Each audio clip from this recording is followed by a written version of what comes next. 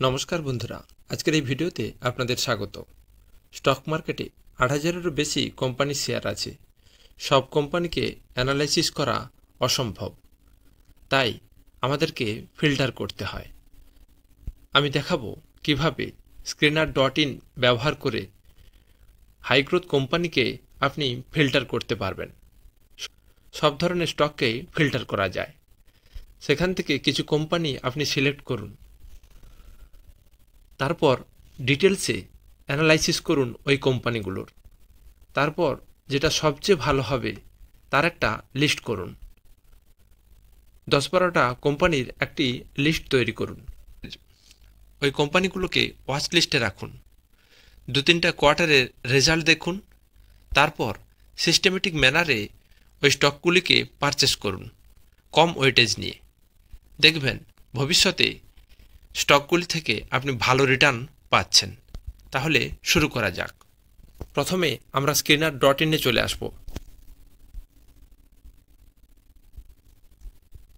নিচে এই স্ক্রিন অপশনটিতে ক্লিক করব।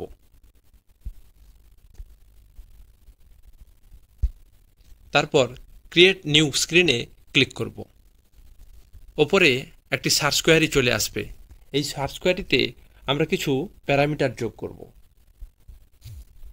আমি প্যারামিটারগুলো লিখে রেখেছিলাম, সেগুলি এখানে পেস্ট করে দেব। প্রথমে যে প্যারামিটারটি নিয়েছি, নেট প্রফিট লেটেস্ট কোয়ার্টার, সেটা যেন বেশি হয় নেট প্রফিট প্রিসিডিং কোয়ার্টারের থেকে। তার অর্থ এই কোয়ার্টারে কোম্পানি যে রেজাল্টটা করেছে সেটা যেন গত কোয়ার্টারের রেজাল্টের থেকে ভালো হয়। তারপরে অ্যান্ড দিতে হবে। তারপরে আরেকটি প্যারামিটার নিয়েছি, net profit latest quarter, net profit preceding year quarter. গত বছর এই কোয়ার্টারে যে রেজাল্ট ছিল তার থেকে যেন এই কোয়ার্টারের রেজাল্ট ভালো হয়। 2024-এর মার্চে কোয়ার্টারে যে রেজাল্টটা হয়েছে, গত বছর 2023 সালের মার্চে যে রেজাল্টটা ছিল তার থেকে যেন বেশি হয়। মার্কেট ক্যাপিটালাইজেশন, আমরা সে ধরনের কোম্পানিগুলোকে নেওয়ার চেষ্টা করছি যেগুলি 20,000 কোটি টাকার কম কোম্পানি। তারপরে অ্যান্ড দেবেন। প্রতি ক্ষেত্রেই আপনাকে অ্যান্ড দিতে হবে। তারপরে চেঞ্জ ইন ডিআই হোল্ডিং যেন 1%-এর বেশি হয়। এটার অর্থ ডিআই হোল্ডিং গত কোয়ার্টারে যত ছিল তার থেকে যেন এই কোয়ার্টারে 1% বেশি হয়। ধরে নেওয়া যাক গত কোয়ার্টারে ডিআই হোল্ডিং ছিল 5%, তাহলে এই কোয়ার্টারে সেটা হবে 6%। তারপরে অ্যান্ড দিতে হবে। তারপরে আরেকটি parameter, change in FI holding. গত কোয়ার্টারে এফআই হোল্ডিং যত ছিল তার থেকে এই কোয়ার্টারের জন্য 1% বেশি হয়। ঠিক আগেরটির মতো ধরে নেওয়া যাক গত কোয়ার্টারে এফআই হোল্ডিং ছিল 5%, সেটা এই কোয়ার্টারে যেন 5-এর বেশি হয়।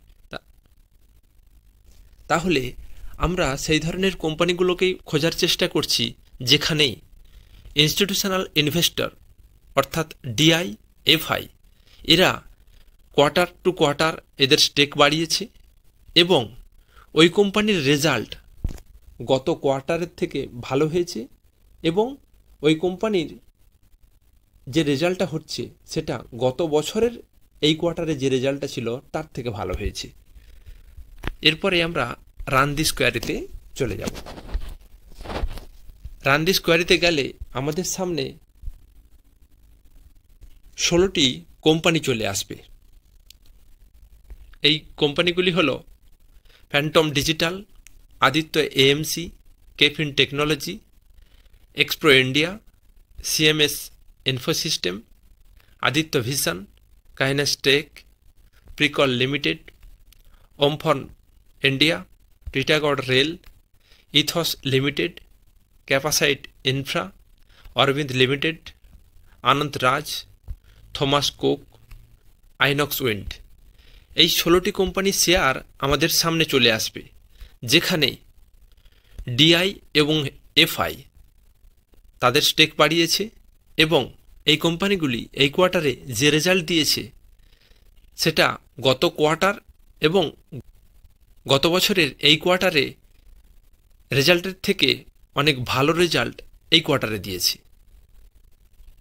তাহলে এই প্যারামিটারগুলো লাগিয়ে আমরা হাই গ্রোথ কোম্পানি তো খুঁজে পেলাম। এখান থেকে আপনাকে একটি একটি করে কোম্পানির অ্যানালাইসিস করতে হবে, তার বিভিন্ন দিক দেখতে হবে। প্রথমেই আমরা এই 16টি কোম্পানির মধ্যে নিচের আইনক্স উইন্ড সম্পর্কে একটু ধারণা নেই।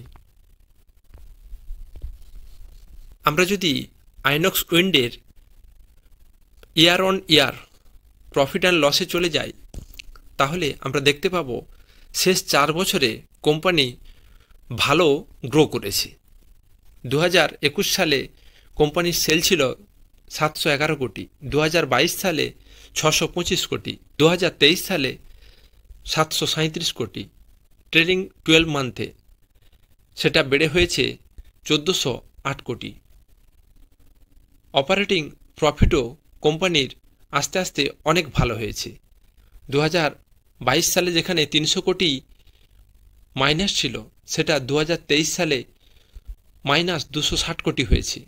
ট্রেলিং 12 মান্থে সেই ঘাটতি পূরণ করে পজিটিভ হয়েছে 137 কোটি। ঠিক একইভাবে অপারেটিং প্রফিট মার্জিনও বেড়েছে। 2022 সালে মাইনাস 48% ছিল, 2023 সালে মাইনাস 35% হয়েছিল। ট্রেলিং 12 মান্থে সেটা পজিটিভ হয়েছে, 10% হয়েছে। আমরা যদি স্টক প্রাইস সিএজিআর দেখি, তাহলে দেখব লাস্ট 5 বছরে 52% হয়েছে, লাস্ট 3 বছরে 103%, লাস্ট 1 বছরে 476%। আমরা যদি কোম্পানির কিউআইপি দেখি, তাহলে আমরা দেখব প্রতি বছরই কোম্পানি কিছু না কিছু ক্যাপেক্স করেছে। লাস্ট 1 বছরে 210 কোটি টাকার ক্যাপেক্স করেছে, যেটা কোম্পানির ক্ষেত্রে অনেক ভালো। আগামী দিনে এখান থেকে ভালো প্রফিট আসবে। কোম্পানির শেয়ার হোল্ডিং প্যাটার্নটি দেখে নিই। আমরা যে প্যারামিটার দিয়েছি সেটার সঙ্গে একটু মিলিয়ে নিই। আমরা প্রমোটার হোল্ডিং 52%, এফআই হোল্ডিং আছে 9.45%, ডিআই হোল্ডিং আছে 9.8%। আমরা যদি এফআই হোল্ডিং দেখি, তাহলে দেখব 3.48% থেকে 9.49% হয়েছে। ডিআই হোল্ডিং 6.54% থেকে 9.88% হয়েছে। পাবলিক হোল্ডিংও 25% থেকে 27% হয়েছে। তাহলে আমরা যে ক্রাইটেরিয়া দিয়েছিলাম 1% করে ডিআই এবং এফআই হোল্ডিং বাড়বে, তাহলে আমাদের সেটি মিলে গিয়েছে। এরপরে আমরা চলে আসি থমাস কুকে। থমাস কুকের যদি আমরা পি দেখি, এখন 43। গত 5 বছরের মিডিয়াম পি যদি দেখি, তাহলে আমরা দেখব মিডিয়াম পি আছে 70, কোম্পানি এখন ট্রেড করছে 43-এ।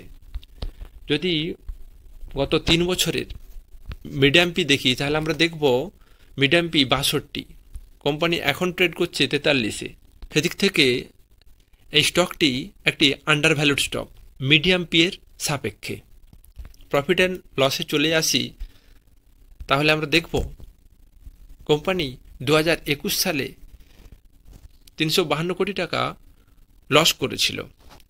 2022 সালে সেটা কমিয়ে 187 কোটি টাকা লস করেছিল। অপারেটিং প্রফিট পজিটিভ করেছিল 178 কোটি টাকা। ট্রেলিং 12 মান্থে সেটা বেড়ে হয়েছে 379 কোটি। অপারেটিং প্রফিট মার্জিনও কোম্পানি বাড়িয়েছে। 2021 সালে ছিল -44%, 2022 সালে -10%, 2023 সালে প্লাস পজিটিভ হয়েছে 4%, ট্রেলিং 12 মান্থে 5%। আমরা যদি কোম্পানির নেট প্রফিট দেখি, তাহলে আমরা দেখব 2021 সালে -295 কোটি ছিল, 2022 সালে -254 কোটি ছিল, 2023 সালে 10 কোটি পজিটিভ হয়েছিল। ট্রেলিং 12 মান্থে তা বেড়ে হয়েছে 203 কোটি, প্রায় 20 গুণ বাড়িয়েছে তার নেট প্রফিট। স্বাভাবিকভাবে ইপিএসও বেড়েছে কোম্পানি। 2021 সালে যেটা -6.72 ছিল, সেটা 2022 সালে -5.18 ছিল, সেটা 2023 সালে 0.14 হয়েছিল। ট্রেলিং 12 মান্থে সেটা হয়েছে 4.15। নেট প্রফিট বাড়ার সাথে সাথে ইপিএসও কোম্পানির অনেক বেড়ে গিয়েছে।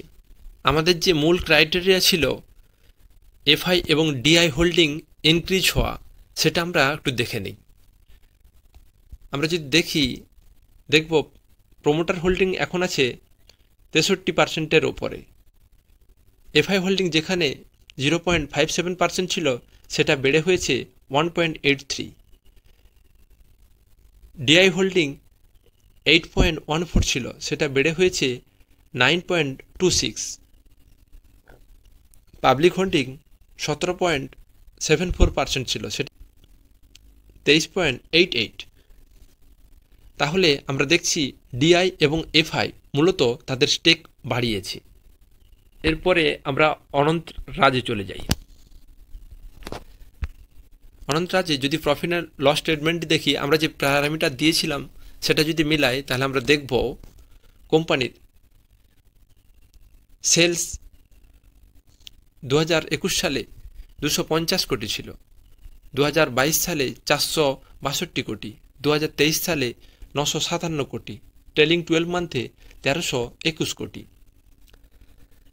আমরা যদি অপারেটিং প্রফিট দেখি, তাহলে দেখব 2021 সালে 35 কোটি ছিল, 2022 সালে 76 কোটি, 2023 সালে 197 কোটি, ট্রেলিং 12 মান্থে 303 কোটি হয়েছে। তাহলে আমরা সেদিক থেকে এর প্রফিট অনেক বাড়িয়েছে। আমরা যদি কোয়ার্টার অন কোয়ার্টার বেসিসে একটু দেখে নেই, তাহলে আমরা দেখব ডিসেম্বর 23-এ 392 কোটি টাকার সেলস করেছে, সেপ্টেম্বরে সেটা ছিল 332 কোটি। একইভাবে আমরা যদি দেখি অপারেটিং প্রফিট ডিসেম্বর 23-এ 90 কোটি, সেপ্টেম্বর 23-এ 80 কোটি। কোম্পানির কম্পাউন্ডেড সেলস গ্রোথ যদি দেখি, আমরা দেখব 10 বছরে 6%, 5 বছরে 15%, 3 বছরে 51%, ট্রেলিং 12 মান্থে 48। কম্পাউন্ডিং প্রফিট গ্রোথ যদি দেখি, 10 বছরে 3%, 5 বছরে 18%, 3 বছরে 83%, ট্রেলিং 12 মান্থে 84%। স্টক প্রাইস সিএজিআর 10 বছরে 27%, 5 বছরে 79%, 3 বছরে 90%, 1 বছরে 139%। আমরা যদি শেয়ার হোল্ডিং প্যাটার্নটা দেখি, তাহলে আমরা দেখব প্রমোটার হোল্ডিং আছে 60, এফআই হোল্ডিং ডিসেম্বর 23-এ ছিল 8.96, সেটা বেড়ে হয়েছে 11.52।